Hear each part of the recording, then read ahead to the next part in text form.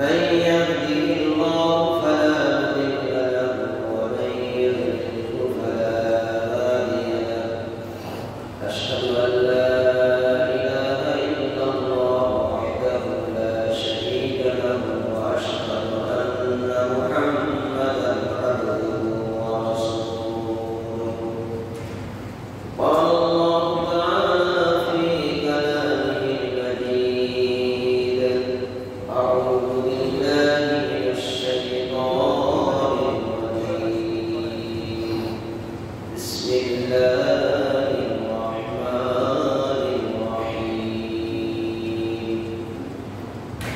إنا أعطيناك الكوثر فصل لربك وانحر إن شانئك هو الأبتر وقال الله تعالى في كلامه المجيد أعوذ بالله من الشيطان الرجيم ولله على الناس حج البيت من استطاع إليه سبيلا ومن كفر فإن الله غني عن العالمين وقال الله تعالى في كلامه المجيد أعوذ بالله من الشيطان الرجيم وأتموا الحج والعمرة لله وقال الله تعالى في كلامه المجيد أعوذ بالله من الشيطان الرجيم وأذن في الناس بالحج وقال الله تعالى في كلامه المجيد أعوذ بالله من الشيطان الرجيم بسم الله الرحمن الرحيم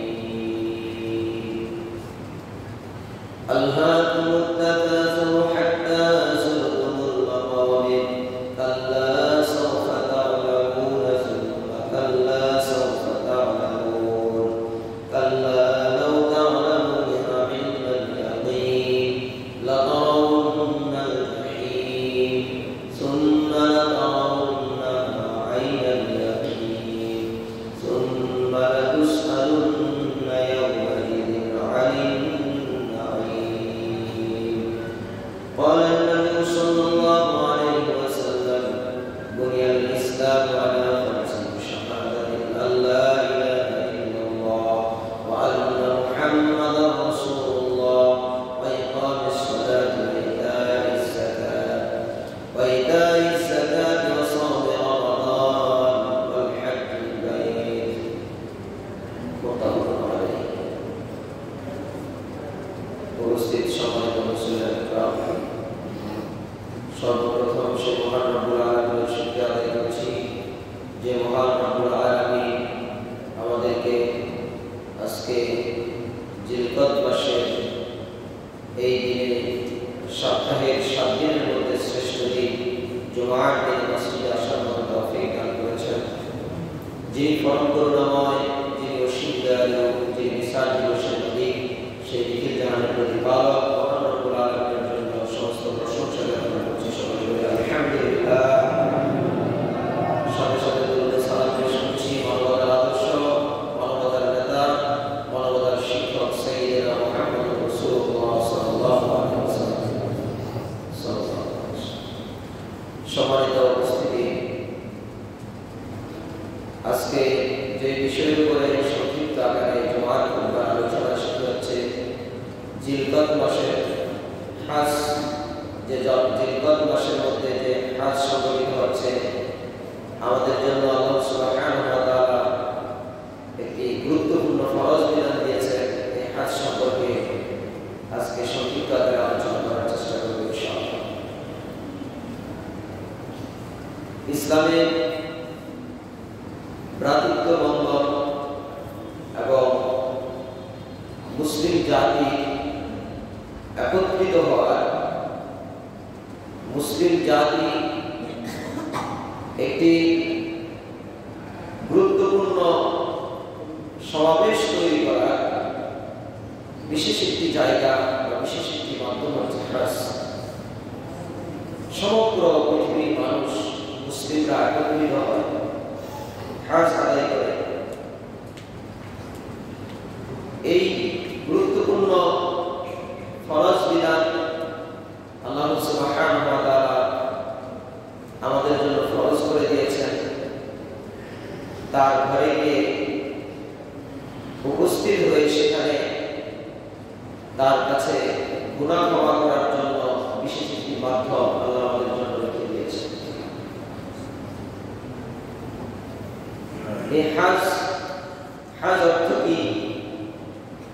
হজ কাকে বলে? কারা হজ করতে পারবে, কারা করতে পারবে না? আনুষঙ্গিক বিভিন্ন বিষয়ের উপরে সংক্ষিপ্ত আকারে ইনশাআল্লাহ কথা বলার চেষ্টা করব। ইসলামের 5টি স্তম্ভের অন্যতম গুরুত্বপূর্ণ স্তম্ভ একটি হজ। আল্লাহ রাসূল সাল্লাল্লাহু আলাইহি ওয়াসাল্লাম বলেছেন, বুনিয়াল ইসলামু আলা খামসি শাহাদাতি আল্লা ইলাহা ইল্লাল্লাহ ওয়া আন্না মুহাম্মাদার রাসূলুল্লাহ ওয়া ইকামিস সালাতি ওয়া ইতাইস যাকাতি ওয়াল হজ্জিল বাইতি ওয়া সাওমি রমাদান। ইসলামের 5টি স্তম্ভ রয়েছে। আল্লাহ রাসূল বলেছেন ইসলামের 5টি স্তম্ভ রয়েছে, 5টি খুঁটি রয়েছে। এই 5টি খুঁটি, প্রথম খুঁটি হচ্ছে, প্রথম স্তম্ভ হচ্ছে আল্লাহ ছাড়া সত্যিকারের আর কোনো ইলাহ নেই, এই সাক্ষ্য প্রদান করা। আল্লাহ ছাড়া আর কোনো মাবুদ নেই, এই সাক্ষ্য প্রদান করা। আর মুহাম্মদ সাল্লাল্লাহু আলাইহি ওয়াসাল্লাম আল্লাহর রাসূল, এই সাক্ষ্য প্রদান করা। এটা হচ্ছে সর্বপ্রথম ইসলামের স্তম্ভ খুঁটি। এই স্তম্ভের মাধ্যমে যারা ইসলামের মধ্যে প্রবেশ করে তাদের জন্য আর 4টি কাজকে আল্লাহ তাআলা ফরজ করে দিয়েছে। এই 4টি কাজ যদি অনুসরণ করে পরিপূর্ণভাবে মেনে নিয়ে চলতে পারে তাহলে সে একজন পূর্ণ মুসলিম হতে পারে। দ্বিতীয় নম্বর যে কাজটি, যে খুঁটি, ইসলামের যে স্তম্ভ, সেটি হচ্ছে ওয়াকিমুস সালাত, সালাত প্রতিষ্ঠা করা। সালাত দ্বিতীয় নম্বর খুঁটি, কিন্তু দ্বিতীয় নম্বর খুঁটি হলেও এই সালাতের তাৎপর্য সবচেয়ে বেশি। সকল খুঁটিগুলোর মধ্যে সবচেয়ে গুরুত্বপূর্ণ, সবচেয়ে দামি স্তম্ভ হচ্ছে সালাত। আপনার সালাত ঠিক হলে ঈমান ঠিক থাকবে, প্রথম খুঁটি ঠিক থাকবে। সালাত ঠিক থাকলে বাকি শেষ 3টি খুঁটি ঠিক থাকবে। এই সালাত যদি ঠিক না থাকে তাহলে তার অন্য কোনো স্তম্ভগুলো টিকবে না। এজন্য এই সালাত আমাদেরকে সেইভাবে আদায় করতে হবে যেভাবে মুহাম্মদুর রাসূলুল্লাহ সাল্লাল্লাহু আলাইহি ওয়াসাল্লাম আদায় করেছেন। আজকে রাসূল সাল্লাল্লাহু আলাইহি ওয়াসাল্লামের সালাতের পদ্ধতি অনুযায়ী সালাত আমাদের সমাজে খুব কম। 100% লোকের ভিতরে 20% লোক সহিহ আকীদা অনুযায়ী সালাত আদায় করেনি, এখনো করেনি। যারা করছেন 20%, এই 20% এর মধ্যে অনেক মতাদর্শ, মতানৈক্য তৈরি হয়েছে। এই সহিহ আকীদা অনুযায়ী, সঠিক আকীদা অনুযায়ী সালাত আদায় করতে হবে। যেভাবে করে মুহাম্মদ সাল্লাল্লাহু আলাইহি ওয়াসাল্লাম সালাত আদায় করতে আমাদেরকে নির্দেশনা দিয়েছেন। আল্লাহ রাসূল বলেছেন, সাল্লু কামা রাআইতুমুনি উসাল্লি, তোমরা সেভাবে সালাত আদায় করো যেভাবে তোমরা আমাকে সালাত আদায় করতে দেখেছো। আমরা রাসূল সাল্লাল্লাহু আলাইহি ওয়াসাল্লামকে দেখিনি, কিন্তু রাসূল সাল্লাল্লাহু আলাইহি ওয়াসাল্লামের আদর্শ, হাদিস সমূহ, তার সালাতের ক্যাটাগরি, তার সালাতের পদ্ধতি, এগুলো হাদিসে আছে। এই বিষয়গুলো দেখে দেখে আমাদের আমল করতে হবে, শিখে শিখে এইভাবে করে সালাত করতে হবে।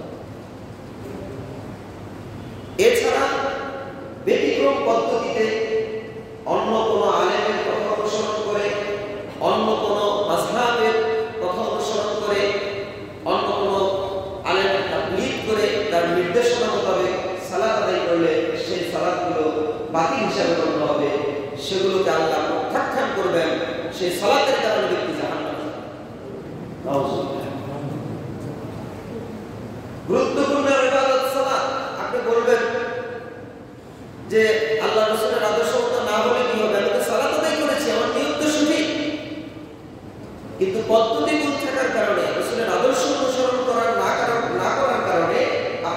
সালাত শুরু হওয়া কি সম্মানিত উপস্থিতি। তাহলে সালাত আদায় করতে হবে মুহাম্মদ সাল্লাল্লাহু আলাইহি ওয়াসাল্লামের পদ্ধতি অনুযায়ী, সেইভাবে করে আমাদেরকে সালাত করতে হবে। দ্বিতীয় নাম্বার খুঁটি হচ্ছে যাকাত প্রদান করা। যাকাত ইসলামের অত্যন্ত গুরুত্বপূর্ণ একটি খুঁটি। এই যাকাত সঠিকভাবে ব্যক্তি তার সম্পদের মধ্য থেকে সুন্দরভাবে গণনা করে সে যেখানে আল্লাহ আদায় করার জন্য তাকে নির্দেশনা দিয়েছেন সেই খাতসমূহের মধ্যে সে আদায় করে। ফরজ যাকাত আদায় না করলে ব্যক্তি কিয়ামতের ময়দানে আল্লাহর দরবারে শাস্তির সম্মুখীন। আজকাল আমরা যাকাতের ব্যাপারে গড়িমসি করি। যাকাত দিতে গিয়ে যতটুকু গণনা করে সুন্দর করে নিখুঁতভাবে যাকাত দেওয়ার প্রয়োজন সেভাবে আমরা যাকাত দিই না। বিভিন্ন ফাঁক রাখার চেষ্টা করি, কেননা সম্পদকে আমরা আঁকড়ে ধরে রাখতে চাই। যে সম্পদ আল্লাহ আমাদেরকে দিয়েছেন এটা কিন্তু আমাদের ব্যক্তিগত কিছু নয়, আল্লাহ আমাদেরকে যা দিয়েছেন সেটাই আমাদের। আবার আল্লাহ হুকুম করলে সেটা সেখান থেকে বেরিয়ে যাবে, সেটা শেষ হয়ে যাবে। এই সম্পদ থেকে সঠিকভাবে গণনা করে যাকাত দিতে হবে। এটা হলো 3 নাম্বার স্তম্ভ। 4 নাম্বার স্তম্ভ হচ্ছে, অনেক হাদিসের মধ্যে এসেছে প্রথমে 4 নম্বরে সিয়ামের কথা এসেছে, আবার অনেক হাদিসের মধ্যে হজ্জের কথা এসেছে। 4 নম্বর যেটা আমরা ধরলাম সিয়ামের কথা, যেহেতু উভয় হাদিসের মধ্যেই দুই রকম বর্ণনা এসেছে। 4 নম্বর যদি আমরা সিয়ামের কথা ধরি, গত আমাদের কাছ থেকে গত 1 মাস চলে গেছে, 1 মাস অতিবাহিত হয়েছে। সিয়াম আমাদের কাছ থেকে 1 মাস আগে বিদায় নিয়েছে। এই রমজান মাসে সিয়াম পালন করা এটা আল্লাহর পক্ষ থেকে মুহাম্মদ সাল্লাল্লাহু আলাইহি ওয়াসাল্লামের মাধ্যমে আমাদের জন্য একটি ইসলামের বিশেষ স্তম্ভ। ফরজ সিয়াম, রমজান মাসের সিয়াম। 5 নাম্বার হচ্ছে বাইতুল্লাহ হজ করা। বাইতুল্লাহ হজ আদায় করা এটা ৫ম স্তম্ভ অথবা ৪র্থতম স্তম্ভ যদি আপনি ধরেন। এই 5টি খুঁটি ইসলামের মৌলিক বিষয়। এই 5টি বিষয়কে যদি, এই 5টি খুঁটিকে যদি কেউ অবহেলা করে, তুচ্ছভাবে দেখে, খাটো করে দেখে, বা আমল করতে গিয়ে সেটাকে গড়িমসি করতে চায়, তাহলে সে অবশ্যই পাপিষ্ঠ হবে। তাহলে এই 5টি স্তম্ভকে, যেই ব্যক্তিকে এই 5টি স্তম্ভ আল্লাহ আদায় করার মতো পরিপূর্ণতা দিয়েছেন, সে ব্যক্তি অবশ্যই 5টি স্তম্ভ সঠিকভাবে আদায় করতে হবে। যারা দরিদ্র তাদের জন্য যাকাত ফরজ নয়, অর্থাৎ যাকাতের সমপরিমাণ যার সম্পদ নেই তার জন্য যাকাত ফরজ নয়। অর্থাৎ তার থেকে একটা স্তম্ভ কমে গেল, একটা খুঁটি কমে গেল। যার সামর্থ্য নেই মসজিদুল হারামে যাওয়া, তার জন্য হজ করা ফরজ নয়, তার থেকে আরেকটা স্তম্ভ কমে গেল। আর সর্বসাধারণের জন্য 3টি খুঁটি, 3টি স্তম্ভ রয়েছে: কালেমা, সালাত, সিয়াম। তো এই 5টি স্তম্ভের অন্যতম একটি স্তম্ভ আজকে যে বিষয়টি নিয়ে আলোচনা করব, যাদেরকে আল্লাহ সামর্থ্য দিয়েছে, সেটি হচ্ছে হজ। এই হজ সম্পর্কে হজ আল্লাহ সুবহানাহু ওয়া তাআলা কোরআনুল কারীমে 2 ভাবে হজের শব্দটি ব্যবহার করেছেন। একটি বাক্য ব্যবহার করেছেন হা বর্ণে জবর দিয়ে, ওয়া আতিমুল হজ্জ ওয়াল উমরাতা লিল্লাহ। আল্লাহ রাব্বুল আলামিন এখানে হজ বলেছেন, ওয়া আতিমুল হজ্জ।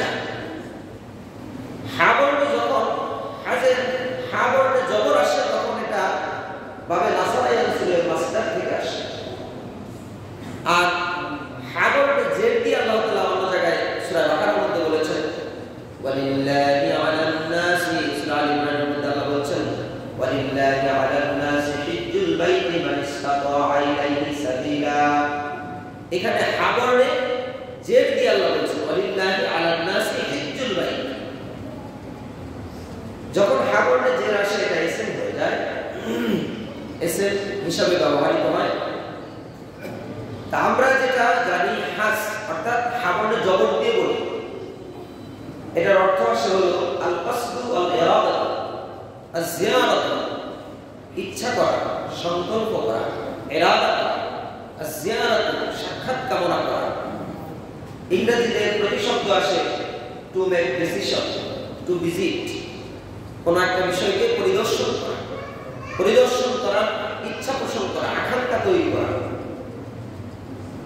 এটা হলো হাজের শাব্দিক অর্থ।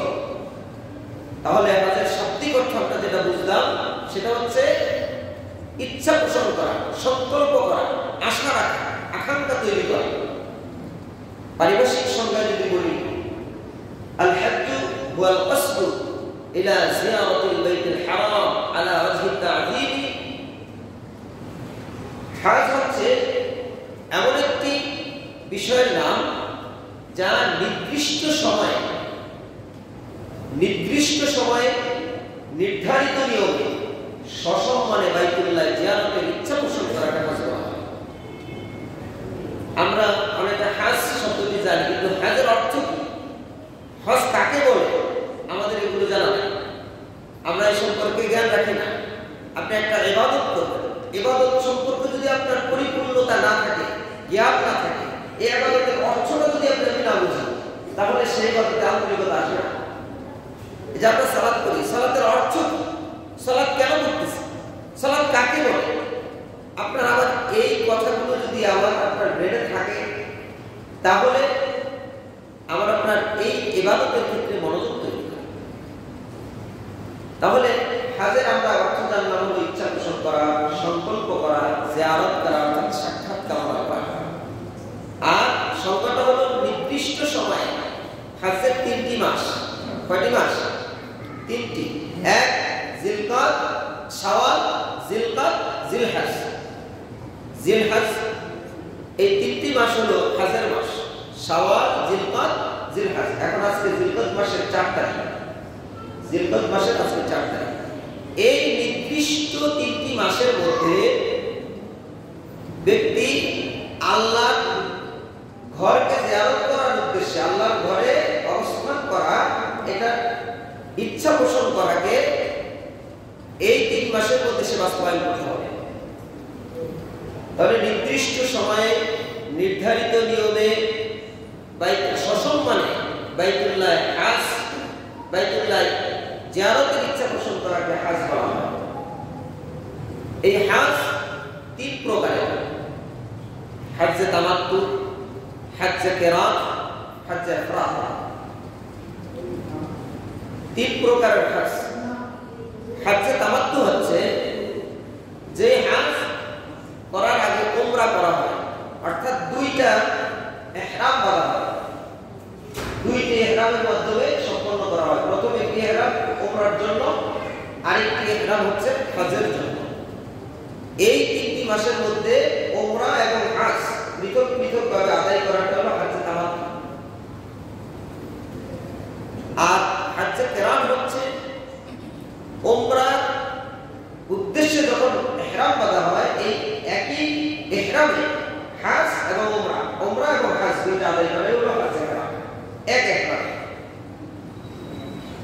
আর হজ্জে ইফরাদ হচ্ছে শুধুমাত্র হজ্জের উদ্দেশ্যে ইহরাম বাঁধা, শুধুমাত্র হজের জন্য ইহরাম বাঁধা হলো হজ্জে ইফরাদ।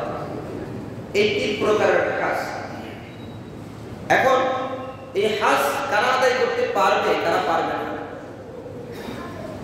এই হজ আদায় করার ব্যাপারে 5টি শর্ত আলেমরা ঘোষণা করেছেন, আলেমরা গবেষণা করে বের করেছেন। 5টি শর্ত কোরআন এবং হাদিসের আলোকে। 1 নম্বর শর্ত হচ্ছে ব্যক্তি মুসলমান হতে হবে। মুসলিম না হলে তার জন্য হজ ফরজ না। অমুসলমানরা হজ করতে যাওয়ার সুযোগ নেই।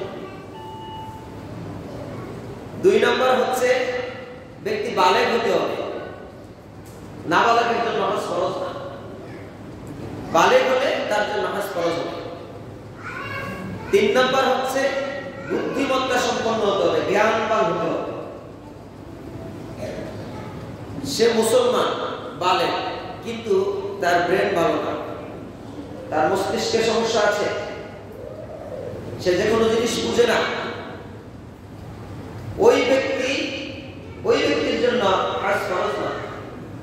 তাহলে বুদ্ধিমত্তা সম্পন্ন হতে হবে, বিবেকবান হতে হবে, জ্ঞান সম্পন্ন হতে হবে।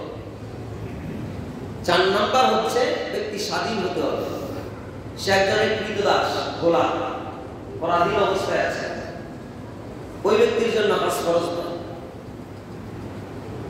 5 নাম্বার হলো সামর্থ্য থাকতে হবে, সামর্থ্যবান ব্যক্তি হতে হবে, মসজিদুল হারাম পর্যন্ত যাওয়ার সামর্থ্য থাকতে হবে, পরিবারকে ভরণ পোষণ দিয়ে মসজিদুল হারামে গিয়ে হজ আদায় করে আসার মতো সকল কার্যক্রম পরিচালনার মতো সামর্থ্য তার থাকতে হবে। এখন সামর্থ্য নাই, আপনি ধার দেনা করে হজ করবেন, এটা ইসলাম আপনার জন্য ফরজ করে। সামর্থ্য নাই, আপনি সুদ ঘুষ খেয়ে টাকা অর্জন করে হজ আদায় করবেন, এটা ইসলাম আপনার জন্য সমর্থন করে। আমাদের সমাজে বেশিরভাগ সুদ ঘুষ খেয়ে টাকা অর্জন করে তারপরে সুন্দর করে গিয়ে হজ আদায় করে, এই হজ তার কোনো কাজ আসবে না, কারণ তার অর্থই হালাল নয়।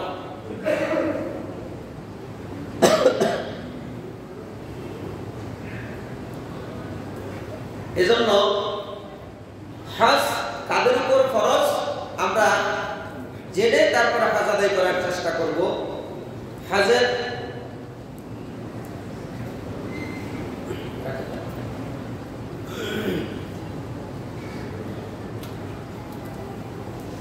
তাহলে 5 শ্রেণীর লোক, অর্থাৎ 5টি শর্তের উপরে হজ ফরজ। কয়টি শর্ত? 5টি। আবার বলতেছি, 1 নাম্বার হচ্ছে মুসলমান হতে হবে ব্যক্তি, 2 নাম্বার হচ্ছে ব্যক্তি বালেগ হতে হবে, 3 নাম্বার হচ্ছে ব্যক্তি বুদ্ধিমত্তা সম্পন্ন হতে হবে, 4 নাম্বার হলো ব্যক্তি স্বাধীন হতে হবে, 5 নাম্বার ব্যক্তির সামর্থ্য থাকতে হবে, ব্যক্তির অর্থ থাকতে হবে। তাহলে এই 5টি বিষয় আমাদের মধ্যে যদি থাকে, আমাদের জন্য বাইতুল্লাহ গিয়ে হজ আদায় করা ফরজ। আল্লাহ সুবহানাহু ওয়া তাআলা 3 নং সূরা আল ইমরানের 97 নং আয়াতের মধ্যে ঘোষণা করে হজকে ফরজ করেছেন। হজ ফরজ হয়েছে 9ম হিজরিতে। আল্লাহ সুবহানাহু ওয়া তাআলা বলেন, ওয়ালিল্লাহি আলান নাসি হিজ্জুল বাইতি মান ইসতাতাআ ইলাইহি সাবিলা।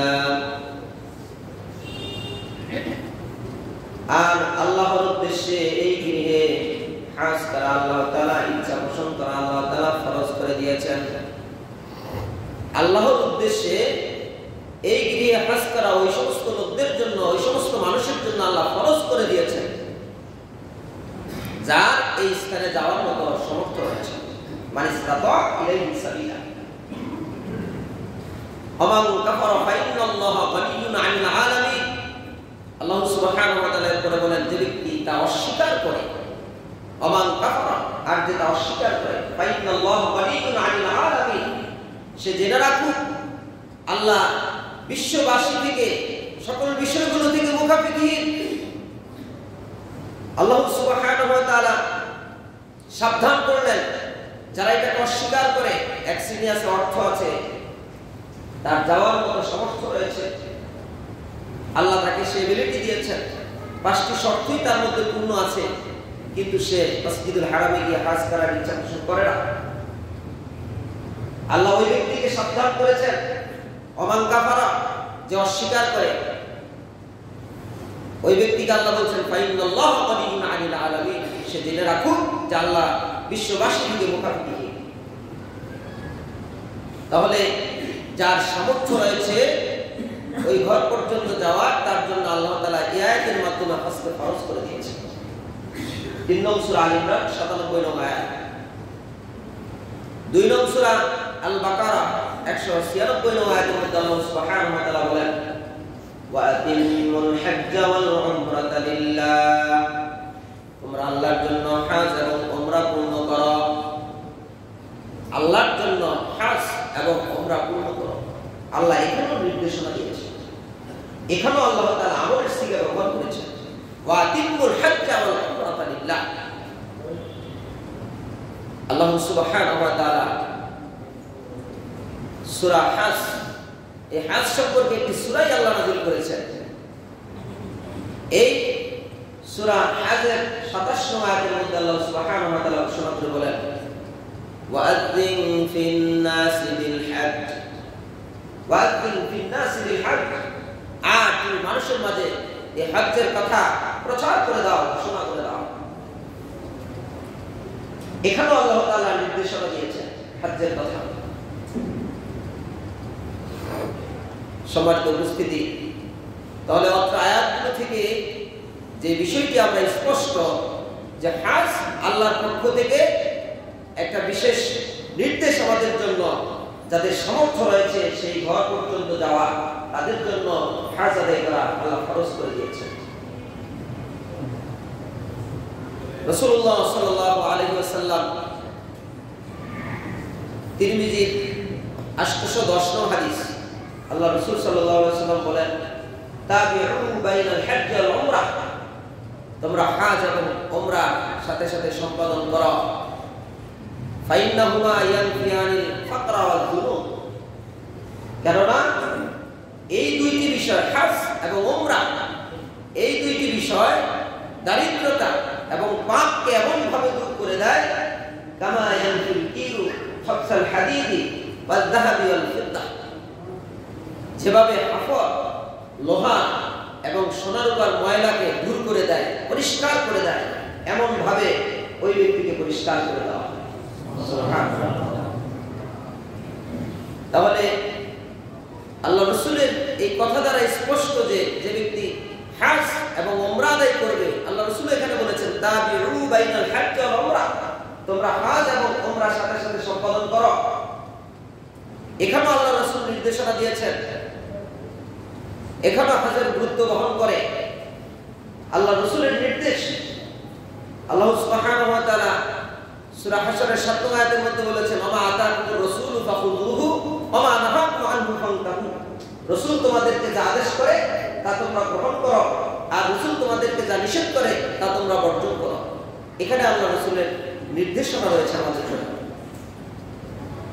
আর এই দুটো বিষয় পালন করলে আমরা উপকৃত হব কি? আল্লাহ রাসূল বলেছেন, ফজিলত বর্ণনা করেছেন যে এই দুইটি বিষয়ের কারণে ওই ব্যক্তির দারিদ্রতা আল্লাহ এমন ভাবে মোচন করে দিবে, ওই ব্যক্তির পাপগুলো এমন ভাবে পরিষ্কার করে দেওয়া হবে যেমন ভাবে লোহা হাফরের মাধ্যমে যেমন করে লোহা পরিষ্কার করা হয়, যেমন ভাবে হাফর লোহা এবং স্বর্ণ রূপাকে পরিষ্কার করে দেয়, ঠিক অনুরূপ ভাবে ওই ব্যক্তিকে পরিষ্কার করে দেওয়া হবে। তাহলে তার দরিদ্রতাও আল্লাহ দূর করে দিবেন, আল্লাহ সুবহানাহু ওয়া তাআলা তার পাপগুলো ক্ষমা করে দিবেন। তাহলে আমাদের যাদের সামর্থ্য আছে হজ করার, আমরা হজ করতে যাব, যাদের সামর্থ্য আছে উমরা পালন করার, আমরা উমরা পালন করতে যাব। শুধু তাই নয়, এই হাদিসের মধ্যে আরো আল্লাহ রাসূল ফজিলত বর্ণনা করেছেন ওয়ালাইসা লিল হাজ্জাতিল মাবরুরাতি সাওয়াবুন ইল্লাল জান্নাহ। সুবহানাল্লাহ, আল্লাহ রাসূল বলেছেন যে কবুল হজের একমাত্র প্রতিদান জান্নাত ছাড়া আর কি হতে পারে। তাহলে মকবুল হজে, মাবরুর হজে একমাত্র প্রতিদান হচ্ছে জান্নাত।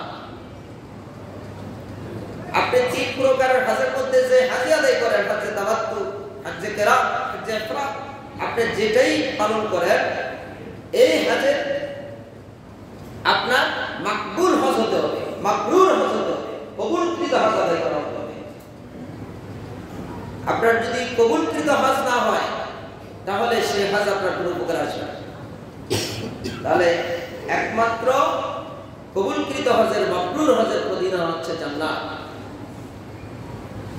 তিরমিজি 811 নং হাদিসের মধ্যে আল্লাহ রাসূল সাল্লাল্লাহু আলাইহি ওয়াসাল্লাম বলেছেন মান হাজ্জা, যদি কেউ হজের ইচ্ছা পোষণ করে, হজ করতে চায়, মান হাজ্জা, যদি কেউ হজ করে, ফালাম ইয়ারফুস ওয়ালাম ইয়াফসুক, ফালাম ইয়াফসুক ফালাম ইয়ারফুস ওয়ালাম ইয়াফসুক, আল্লাহ রাসূল বলেন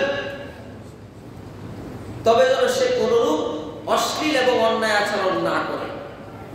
যে ব্যক্তি হজ করতে চায় সে যেন কোনরূপ অশ্লীল এবং অন্যায় আচরণ না করে। গুফিরা লাহু মা তাকাদ্দামা মিন যামবিহি, তাহলে তার পিছনের গুনাহগুলো আল্লাহ ক্ষমা করে দেন। সুবহানাল্লাহ। তাহলে মাকবুল হজে, কবুলকৃত হজে এখানে দুটি শর্ত আমরা পেয়েছি। একটি হচ্ছে ফালাম ইয়ারফুস ওয়ালাম ইয়াফসুক, অশ্লীল কথাবার্তা বলা, অন্যায় আচরণ তার জন্য হবে। আমরা হজ করতে গিয়ে অশালীন কথাবার্তা এবং খারাপ আচরণ করা, একজনকে সহযোগিতা থেকে বিরত থাকা, মানুষের বরং কষ্ট দেওয়ার চেষ্টা করা, নিজেকে ওখানে ভালো জায়গা বের করে নেওয়ার চেষ্টা করা, আরেকজন আপনার দ্বারা কষ্টপ্রাপ্ত হওয়া, এগুলোর কারণে আপনার কবুলিয়াত হজ থেকে আপনি বিরত হয়ে যাবেন, অর্থাৎ আপনার মাবরুর হজ হবে না। সম্মানিত উপস্থিতি, 1520 নং হাদিস, উম্মুল মুমিনিন মা আয়েশা রাদিয়াল্লাহু তাআলা আনহা থেকে বর্ণিত হাদিস। তিনি বলেন, রাসূলুল্লাহ সাল্লাল্লাহু আলাইহি ওয়াসাল্লামকে তিনি জিজ্ঞাসা করেছেন, ইয়া রাসূলুল্লাহ, হে আল্লাহর রাসূল, আমরা তো জানি জিহাদ হচ্ছে সর্বোত্তম আমল, জিহাদ হচ্ছে সর্বোত্তম আমল, তাহলে কি আমরা জিহাদ করব না? আল্লাহ রাসূল বলছে, না, বরং তোমরা হজ আদায় করো, কেননা মাবরুর হজই হচ্ছে তোমাদের জন্য সর্বোত্তম জিহাদ। সুবহানাল্লাহ। তাহলে জিহাদের মধ্যে জিহাদের চেয়ে বেশি গুরুত্ব দেওয়া হয়েছে কবুলিয়াত হজকে। সহিহুল বুখারী 1521 নং হাদিস, আবু হুরায়রা রাদিয়াল্লাহু তাআলা আনহু থেকে বর্ণিত হাদিস। তিনি বলেন, সামি'তুন নবী সাল্লাল্লাহু আলাইহি ওয়াসাল্লাম, আমি নবী সাল্লাল্লাহু আলাইহি ওয়াসাল্লামকে বলতে শুনেছি, ইয়াকুলু, তিনি বলেছেন, মান হাজ্জা লিল্লাহ, যে ব্যক্তি আল্লাহর সন্তুষ্টির জন্য হজ আদায় করে, ফালাম ইয়ারকুস ওয়ালাম ইয়াফসুক, এবং তাতে কোনো অশ্লীল কথাবার্তা বলা এবং অশালীন আচরণ থেকে বিরত থাকে, আল্লাহ রাসূল বললেন, রাজাআ কায়াউমি ওয়ালাদাতহু উম্মুহু, সে ওই দিনের মতো নিষ্পাপ হয়ে হজ থেকে ফিরে আসবে যেদিন তার মা তাকে জন্ম দিয়েছে। তাহলে মাকবুল হজে, কবুলিয়াত হজে, মাবরুর হজে কত মর্যাদা আছে। আর হজ কবুলিয়াত হওয়ার জন্য এই হাদিসের মধ্যে দুটি শর্ত চলে এসেছে, দুটি বিষয় এসেছে। একটি হচ্ছে ব্যক্তি কি করবে? অশালীন কথা পরিবর্তন করবে, ব্যক্তি অসৎ আচরণ পরিবর্তন করতে হবে, হজ্জে গিয়ে সেগুলো করতে পারবে না, এগুলো থেকে বিরত থাকতে হবে। সম্মানিত উপস্থিতি, অত্র হাদিস সমূহ দ্বারা আমরা যে বিষয়গুলো স্পষ্ট, কোরআনের আয়াত এবং হাদিসের বর্ণনা থেকে যে বিষয়গুলো আমরা স্পষ্ট, যে হজ অত্যন্ত গুরুত্বপূর্ণ একটি ইবাদত, হজ আমাদের জন্য ফরজ একটি ইবাদত। যাদের সামর্থ্য রয়েছে হজ করার তারা হজ করবে, যাদের সামর্থ্য রয়েছে সেখানে গিয়ে উমরা করার তারা উমরা করবে। আমরা সবাই ইনশাআল্লাহ আল্লাহর কাছে প্রার্থনা করব, আল্লাহ যেন আমাদেরকে কবুল করেন, আমরা যেন আল্লাহর ঘর মসজিদুল হারামে গিয়ে ইচ্ছা পোষণ করে সেখানে গিয়ে যেন জিয়ারত করে আসতে পারি, সেই রকম ভাবে আল্লাহ যেন আমাদেরকে একজন হজকারী হিসেবে হজ যেন আমরা আদায় করতে পারি, সেগুলো যেন আল্লাহ আমাদের সবাইকে যেন সেই তৌফিক আদায় করেন, সেজন্য আল্লাহ আমাদেরকে যেন সেভাবে কবুল করেন, সেজন্য আল্লাহর কাছে প্রার্থনা করবো, আল্লাহ আমাদের সকলকে হজ আদায় করার তৌফিক দান করুন, আমিন। সম্মানিত উপস্থিতি, এখন বর্তমানে উমরা করার ক্ষেত্রে, উমরার জন্য আলহামদুলিল্লাহ অনেক টাকা সেভ হয়ে আসছে, অনেক টাকা কমে এসেছে, হজের জন্য কমে এসেছে। আমরা হজ না করতে পারলে অন্তত উমরা করার জন্য চেষ্টা করব, নিয়ত করব। আমরা আমাদের মাঝে আলহামদুলিল্লাহ আজকে খুতবায় সম্মানিত শায়েখ আব্দুল রাকিব মাদানী হাফিজাহুল্লাহ আমাদের মাঝে উপস্থিত আছেন। উনি আলহামদুলিল্লাহ আমাদের হজের ট্রেনিং দিয়ে থাকেন। উনি কিছুদিন আগে আমাদের এখানে যারা হজ কাফেলায় গিয়েছেন, এই যে কিছুদিন আগে হজে গিয়েছেন, তাদেরকে প্রশিক্ষণ দিয়েছেন। তো আমরা তার সাথে ইনশাআল্লাহ যোগাযোগ করার চেষ্টা করব। আমাদের এখানে রাশিদুল ইসলাম ভাই আছেন, উমরাতে লোক নেন এবং হজে লোক নেন, উনি এখন হজে গিয়েছেন। আমরা তাদের সাথে যোগাযোগ করে চেষ্টা করব আমরা আমাদের সামর্থ্য অনুযায়ী হজ এবং উমরা আদায় করার। এবং সকল কাফেলা কিন্তু একরকম না, এক এক কাফেলার এক এক রকম ভাবে হজ এবং উমরা করা। তো এতে করে সহিহ অনুযায়ী, মানে কোরআন এবং হাদিসের আলোকে যদি আপনার হজ কাফেলাটা না হয়, তাহলে আপনার হজের ভিতরে ত্রুটি হয়ে যাবে। এত কষ্ট করে আপনি শারীরিক এবং মানসিক এবং আর্থিক সকল বিষয়গুলো সেখানে শ্রম দিলেন, জিহাদ করলেন, সেই জিহাদটা দেখেন, জিহাদের কথা এখানে আসছে হজের ক্ষেত্রে, যে জিহাদের চেয়েও উত্তম হলো কি কবুলিয়াত হজ। তাহলে আপনি সর্বোত্তম একটা জিহাদ করতেছেন, সেই জিহাদটা যদি আপনার কার্যকরী না হয় তাহলে তো আমার এটা বৃথা হয়ে গেল। সম্মানিত উপস্থিতি, তাহলে আমরা আজকে হজের ফজিলত সম্পর্কে, হজ কাকে বলে, হজ কত প্রকারের সম্পর্কে জানলাম। আমরা ইনশাআল্লাহ চেষ্টা করব আজকের আলোচনাটি সঠিকভাবে আমল করার। আল্লাহ তাআলা আমাদের কবুল করুন, আমিন। আল্লাহ সুবহানাহু ওয়া তাআলা সূরা কাউসারের মধ্যে আল্লাহ রাসূল সাল্লাল্লাহু আলাইহি ওয়াসাল্লামকে কাউসার দানের কথা ঘোষণা করেছেন। 108 নং সূরা, এর মধ্যে 3টি আয়াত রয়েছে, ছোট ছোট 3টি আয়াত। কোরআনুল কারীমের মধ্যে সবচাইতে ছোট সূরা হলো সূরাতুল কাউসার, কিন্তু এই সূরাটির মধ্যে এত বড় একটি নিয়ামতের কথা বলা হয়েছে যে এই নিয়ামত একমাত্র বিচারের ময়দানে মুহাম্মদ সাল্লাল্লাহু আলাইহি ওয়াসাল্লাম তার উম্মতদেরকে পান করাবেন। সুবহানাল্লাহ। যা পান করলে বিচারের ময়দান, আল্লাহ রাসূলের অন্য হাদিস থেকে প্রমাণিত হয় যে দীর্ঘ 50,000 বছর পর্যন্ত বিচার হবে। সেই বিচারের ময়দানে আল্লাহ সুবহানাহু ওয়া তাআলা ওই ব্যক্তিকে আর পিপাসা, ওই ব্যক্তি যে পানি পান করবে, হাউজে কাউসারের পানি পান করবে, তার আর পিপাসা লাগবে না। আল্লাহ পিপাসা থেকে তাকে দূরে রাখবেন। সুবহানাল্লাহ। তার পিপাসা মিটিয়ে দিবেন যে ব্যক্তি হাউজে কাউসারের পানি পান করবে। তো আল্লাহ রাসূল বলেছেন, হাউজে কাউসারের পানি যখন আমি পান করাতে যাব, সেখানে এক শ্রেণীর লোকদেরকে ফেরেশতারা এভাবে করে বাধা দিয়ে দিবে, আটকে দিবে।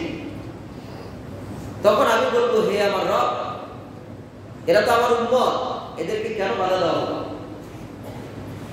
তখন আল্লাহর পক্ষ থেকে ঘোষণা আসবে, এদেরকে এজন্যই বাধা দেওয়া হলো, এরা আপনার ওফাতের পরে বাড়িয়েছে, কমিয়েছে। অর্থাৎ ইসলামের ভিতরে নতুন কিছু তারা প্রবেশ করিয়েছে, আবার ইসলাম থেকে তারা অনেক কিছুকে কাটছাট করে আমল করছে। তো বাড়ানো আর কমানোর কারণে আল্লাহ রাসূল চলে যাওয়ার পরে এজন্য এই সমস্ত আল্লাহ রাসূলের এই উম্মতদেরকে, সুরুদ্দারী উম্মতদেরকে সেই দিন এভাবে করে আটকে দেওয়া হবে। আর আটকে দেওয়ার পরে যখন এই কথা আসবে, তখন তাদেরকে সেখান থেকে সরে যাওয়ার জন্য আল্লাহ রাসূল বাক্য ব্যবহার করেছেন, সরকার লিমান ভাইয়া, তাদেরকে এভাবে করে ধিক্কার দিয়ে সরে দেওয়ার জন্য বলা হবে। তখন তাদেরকে ফেরেশতারা ঠেলে হিসেবে জাহান্নামের দিকে নিয়ে যাবে। অর্থাৎ হাউজে কাউসারের পানি তো দূরের কথা, তার জন্য জান্নাত তো দূরের কথা, তাকে জাহান্নামে যেতে হবে। তাহলে রাসূল সাল্লাল্লাহু আলাইহি ওয়াসাল্লামের উম্মত হয়ে হাউজে কাউসারের পানি পান করাটা বিশেষ একটি গুণ। আর এই গুণ অর্জন করার জন্য বিশেষ পদ্ধতি হলো রাসূল সাল্লাল্লাহু আলাইহি ওয়াসাল্লামের আদর্শ অনুসরণ করা। আল্লাহ রাসূলের আদর্শ অনুসরণ ছাড়া এই গুণ অর্জন হবে না। আর এই অর্জন না হলে বিচারের ময়দানে যত সুরুত ধরি না কেন, যত লেবাস লাগাই না কেন, উপরে যত ধরনের টাইটেল ব্যবহার করি না কেন, সেই দিন আল্লাহ তাআলা আমাদের কাটতে দেবেন। তাহলে আমাদের এই আমল, এই ইবাদত, এই আনুগত্য কোনটা কাজে আসবে? আসবে না। যারা দাঁড়িয়ে রাখে তার শুরুটা কার মতো? মুহাম্মদ সাল্লাল্লাহু আলাইহি ওয়াসাল্লামের আদর্শ মতো হচ্ছে? যারা সুদ খায় তার আদর্শ কার মতো? মুহাম্মদ সাল্লাল্লাহু আলাইহি ওয়াসাল্লামের আদর্শ মতো। যারা ঘুষ খায় তাদের আদর্শ মুহাম্মদ সাল্লাল্লাহু আলাইহি ওয়াসাল্লামের আদর্শ মতো না। যারা সালাত করে না তাদের আদর্শ মুহাম্মদ সাল্লাল্লাহু আলাইহি ওয়াসাল্লামের আদর্শ মতো না। বিচারের ময়দানে এই সমস্ত লোকগুলোকে সেই দিন দাঁড় করে দেওয়া হবে, আটকে দেওয়া হবে। এবং যা আমলগুলো আমরা করব, সকল আমলগুলো মুহাম্মদ সাল্লাল্লাহু আলাইহি ওয়াসাল্লাম যেভাবে করেছেন, যেভাবে করতে নির্দেশ দিয়েছেন, ঠিক সেভাবে করতে হবে। এর বাইরে করা যাবে না। এক সাহাবীকে রাসূল সাল্লাল্লাহু আলাইহি ওয়াসাল্লাম শিক্ষা দিয়েছেন, ঘুমানোর পূর্বে একটি দোয়া শিখিয়েছেন। আল্লাহুম্মা আসলামতু নাফসি ইলাইকা ওয়া ওয়াজ্জাহতু ওয়াজহি ইলাইকা। এভাবে করে একটি বড় দোয়া আল্লাহ রাসূল শিক্ষা দিয়েছেন। আল্লাহ রাসূল এই দোয়ার ব্যাপারে ফজিলত বর্ণনা করেছেন। যে ব্যক্তি এই দোয়াটি পড়ে ঘুমাবে, ওই ব্যক্তি ওই রাতে মারা গেলে মুসলিম অবস্থায় সে মারা যাবে। সুবহানাল্লাহ। কিন্তু আমরা অনেকে এই দোয়াটি জানি, অনেকে জানি না। এই দোয়াটির শেষে একটি বাক্য আছে, অবিনাবিকা, নবীর কথা উল্লেখ করা আছে। তো ওই সাহাবী দীর্ঘদিন পর্যন্ত এই দোয়াটি পড়তে গিয়ে বারবার করে তিনি অ্যানালাইসিস করছেন আর চিন্তা করে দেখছেন যে নবীকা শব্দের চেয়ে রাসূলকা শব্দের উত্তম বেশি। কারণ রাসূলদের মর্যাদা নবীদের চেয়ে যে ব্যক্তি যিনি রসুল ছিলেন তিনি নবী, আর যিনি শুধু নবী তিনি রসুল নন। তো এই রসুলিকা শব্দটি তার চিন্তা চেতনা হলো যে আমি রসুলিকা বললে মনে হয় মর্যাদাটা আরো বেশি বাড়তো, আরো সুন্দর হইতো। এই শব্দটা আল্লাহ রসুলের কাছে তিনি পেশ করার জন্য প্রায় চিন্তা গবেষণা করছেন। হঠাৎ একদিন আল্লাহ রসুলের কাছে এই কথাটি পেশ করলেন। বলার জন্য আল্লাহ রসুলকে বললেন। তখন আল্লাহ রসুল সাল্লাল্লাহু আলাইহি ওয়াসাল্লাম এই কথাটি শোনার পরে, ওই পর্যন্ত আসার পরে আল্লাহ রসুল তাকে থামিয়ে দিয়ে বললেন যে থামো, অর্থাৎ ইতিপূর্বে তোমাকে যেটা বলা হয়েছে তুমি সেটা বলো। অবিনাবিকা শব্দটি আসছে, তুমি সেটাই বলো। এটাই তোমার জন্য আসমান থেকে, আমাদের জন্য আসমান থেকে এটাই এসেছে। সুবহানাল্লাহ বলবেন না? এই হাদিস থেকে যদি আমরা পরিমাপ করি যে নাবিকা শব্দ এসেছে, নাবিকেই বলতে হবে, রসুলিকা বলার সুযোগ নেই, যেহেতু রসুলিকা আসে না। যিনি সমাধান দিবেন নবী মুহাম্মদ রাসূলুল্লাহ সাল্লাল্লাহু আলাইহি ওয়াসাল্লাম, যিনি ইসলামের নেতা, যিনি আমাদের সর্বশ্রেষ্ঠ আদর্শ, তিনি পরিবর্তন করার সুযোগ নেই। আপনি আমি কিভাবে পরিবর্তন করি? সুযোগ আছে করার? একটা বাক্য যেহেতু পরিবর্তন করার সুযোগ নেই, মুহাম্মদ সাল্লাল্লাহু আলাইহি ওয়াসাল্লাম করতে পারেননি, সুতরাং আমার আপনার নতুন করে কোনো কিছু ইসলামের ভিতরে প্রবেশ করার সুযোগ নেই। আজকাল আমাদের যুবক ভাইদেরকে এক শ্রেণীর নামদারি নতুন, তারা মাদ্রাসায় পড়ে আলেম হননি, মাদ্রাসার এলেম নাই, কিন্তু কলেজ ইউনিভার্সিটিতে পড়ে, জেনারেল লাইন থেকে পড়ে নতুন করে বক্তা হিসাবে বক্তা তৈরি হয়ে আজকাল আমাদের এক শ্রেণীর যুবকদেরকে তারা বিভিন্নভাবে বিভ্রান্ত করছেন, বিভিন্ন জিহাদের উস্কানি দিচ্ছেন, বিভিন্নভাবে বড় বড় দার্শনিকদের কথা, বিজ্ঞানীদের কথা, বর্তমান বিজ্ঞানীদের বিভিন্ন বই তারা সামনে পেশ করে দেন, যুক্তি বের করে দেন, কিন্তু কোরআন এবং হাদিস দিয়ে তারা দাওয়াত দেন। তারা জ্যোতিষীদের কথাকে মেনে নেওয়ার চেষ্টা করেন। নাউজুবিল্লাহ। আল্লাহ রাসূল বলেছেন, এর আগে আমি ইমান ভঙ্গের কারণ বলতে গিয়ে আপনাদেরকে বলেছিলাম, সেখানে এসেছে যে জ্যোতিষী যারা জ্যোতির্বিদ্যা অর্জন করলো সেই জাদুবিদ্যা অর্জন করলো, আর যার ভিতরে জাদুবিদ্যা আছে তার ভিতরে ঈমান থাকে না, তার ঈমান নষ্ট হয়ে যায়। যে জাদুবিদ্যা বিশ্বাস করে তার ঈমান নষ্ট হয়ে যায়। আর যত বেশি জ্যোতির্বিদ্যা পৃথিবীতে প্রতিষ্ঠিত হবে, তত বেশি জাদুবিদ্যা পৃথিবীতে প্রতিষ্ঠিত হবে। তাহলে এই জ্যোতিষীদের উপরে তাদের একটা বিশ্বাস। আমাদের বিশ্বাস হলো কোরআন এবং হাদিসে